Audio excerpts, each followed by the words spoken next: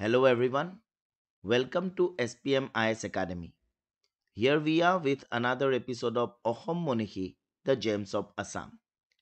আজিৰ এই ভিডিঅ'টোত আমি যিগৰাকী অসম মনীষীৰ বিষয়ে আলোচনা কৰিবলৈ লৈছোঁ তেখেত হৈছে জ্যোতিপ্ৰসাদ আগৰৱালা। জ্যোতিপ্ৰসাদ আগৰৱালাদেৱৰ জন্ম হয় 1903 চনৰ 17 জুনত তামোলবাৰী টি এষ্টেটত। তেখেতৰ পিতৃ আছিল পৰমানন্দ আগৰৱালা আৰু তেখেতৰ মাতৃ আছিল Kiranmoyee Agarwala. Jyotiprasad Agarwala went to Edinburgh in 1926 to study economics, but he did not complete his studies.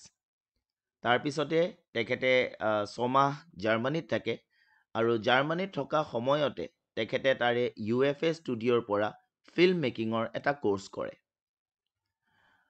অসমলৈ ঘূৰি অহাৰ পিছত তেখেতে ভাৰতৰ স্বাধীনতা আন্দোলনত যোগদান কৰে। He played an active role in Indian independence movement.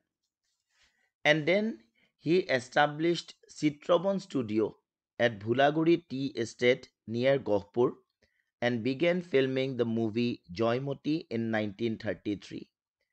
As we all know, Jyotiprasad আগৰৱালাৰ এই যোনখন জয়মতী ছবি আছিলে সেইখনেই প্ৰথম অসমীয়া ছবি।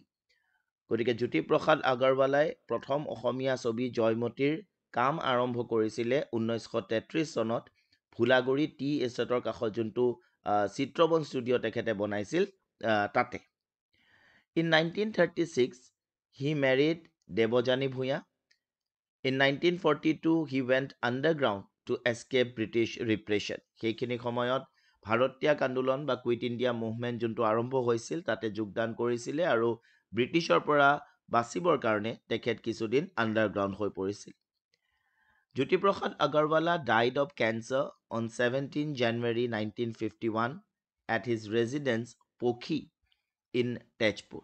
তো তেওঁৰ যোনটো আৱাসগৃহ আছে তেজপুৰত তাৰ নাম হৈছে পকি আৰু জ্যোতিপ্ৰসাদ আগৰৱালাৰ মৃত্যুৰ দিনটো অৰ্থাৎ 17 জানুৱাৰী দিনটোক শিল্পী দিৱস হিচাপে উদযাপন কৰা হয়।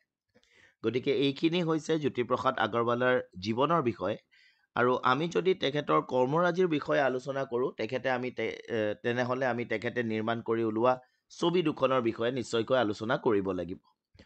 গতিকে তেখেতে নিৰ্মাণ কৰা প্ৰথমখন ছবি হৈছে Joymoti, the first Assamese movie. Joymoti release হৈছিলে অন 10th March 1935। গতিকে 2 বছৰ সময় তেখেতক লাগিছিলে ছবিখন নিৰ্মাণ কৰি উলিওৱাত। ইয়াৰ শ্বুটিং 1933 আৰম্ভ হৈছিলে আৰু ৰিলিজ হৈছিলে on 10 March 1935। This movie was directed and produced by Jyotiprasad Agarwala. ইয়াৰে সংগীত পৰিচালনাও জ্যোতিপ্ৰসাদ আগৰৱালাই নিজে কৰিছিলে আৰু ইয়াৰ যোনটো স্ক্ৰীন প্লে আছিলে সেই স্ক্ৰীন প্লেটো লিখি উলিয়াইছিলে লক্ষ্মীনাথ বেজবৰুৱাই। গতিকে জয়মতী ছবিখন কোনে লিখিছিলে বুলি ক'লে এনচাৰটো হ'ব লক্ষ্মীনাথ বেজবৰুৱা। আৰু এই ছবিখনৰ ডিষ্ট্ৰিবিউশ্যনৰ কাম হাতত লৈছিলে চিত্ৰলেখা মুভিটনে। চ' দিছ মুভি ৱাজ ৰিলিজড বাই চিত্ৰলেখা মুভিটন। এই চিনেমাখনৰ জয়মতীৰ চৰিত্ৰত অভিনয় কৰিছিলে আইদেউ সন্দিকৈ। আইদেউ সন্দিকৈ হৈছে অসমৰ প্ৰথমগৰাকী মহিলা অভিনেত্ৰী। এই চিনেমাখন কৰাৰ বাবদ তেখেতে বহুতো সমালোচনাৰ সন্মুখীন হ'বলগীয়া হৈছিলে আৰু এই চিনেমাখনত তেখেতে এজন মানুহক এজন পুৰুষক মঙহৰ দেও বা নিজৰ স্বামী হিচাপে যিহেতু সম্বোধন কৰিছিলে গতিকে তাৰ ফলত পিছলৈ আৰু আইদেউ সন্দিকৈৰ বিয়া হ'ব নোৱাৰিলে। তেওঁক সমাজে স্বীকাৰ নকৰিলে কাৰণ তেওঁ অলৰেডি এই চিনেমাখনত বেলেগ এজন পুৰুষক তেওঁ নিজৰ স্বামী হিচাপে সম্বোধন কৰিছিলে। গতিকে আইদেউ সন্দিকৈ ছেক্ৰিফাইচ কৰিবলগীয়া হৈছিলে বহুখিনি এই চিনেমাখনত অভিনয় কৰিবৰ কাৰণে। আন এগৰাকী প্ৰখ্যাত অভিনেতা ফণী শৰ্মাও ইয়াতে এটা গুৰুত্বপূৰ্ণ ভূমিকাত তেখেতে অংশগ্ৰহণ কৰিছিলে। This film was the first Indian talkie to have used dubbing and re-recording technology. গতিকে ইয়াৰ আগতে ইণ্ডিয়ান চিনেমাত কেতিয়াও ডাবিং টেকনলজিটো ইউজ হোৱা নাছিলে। গতিকে এইখন প্ৰথম ভাৰতৰ ভিতৰতে প্ৰথম ছবি আছিল য'ত ডাবিং টেকনলজিটো ইউজ কৰা হৈছিলে। জয়মতীৰ পিছতে জ্যোতিপ্ৰসাদ আগৰৱালাই তেখেতৰ দ্বিতীয়খন ছবি নিৰ্মাণ কৰি ওলাইছিল যাৰ নাম আছিলে Indramalati. and this was the second Assamese movie which was released in 1939. This movie, Indramaloti, was directed and produced by Jyoti Prasad Agarwala, music given by Jyoti Prasad Agarwala, and this was also written by Jyoti Prasad Agarwala. Indramalati ছবিখনত প্ৰথমবাৰ কোনো এখন ভাৰতীয় চিনেমাত এনেকুৱা হৈছিল যে নায়ক আৰু নায়িকাৰ নামত সেই চিনেমাখনৰ নাম ৰখা হৈছিলে। গতিকে এই চিনেমাখনৰ নায়ক আছিলে ইন্দ্ৰজিৎ, নায়িকা আছিলে মালতী নামৰ কেৰেক্টাৰ এটা, চৰিত্ৰ এটা।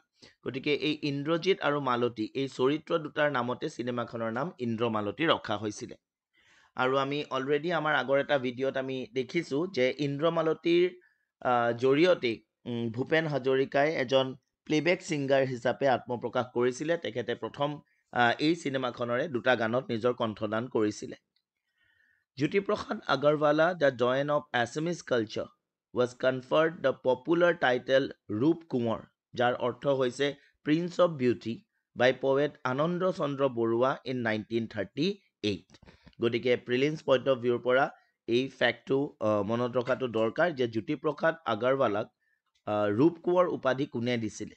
গতিকে উত্তৰটো হ'ব আনন্দ চন্দ্ৰ বৰুৱা। ছবি নিৰ্মাণ, এই দুখন ছবিৰ উপৰিও জ্যোতিপ্ৰসাদ আগৰৱালাৰ বহুতো তেখেতে লিটাৰেচাৰ তেখেতে কম্প'জ কৰি উলিয়াইছে। তেখেতৰ কেইখনমান বিখ্যাত নাটক আছে, যেনে সুনীত কুঁৱৰী, কাৰেঙৰ লিগেৰী, ৰূপালীম, নিমাতী কইনা, খনিকৰ, লভিতা। গতিকে এইকেইখন উল্লেখযোগ্য নাটক জ্যোতিপ্ৰসাদ আগৰৱালাৰ।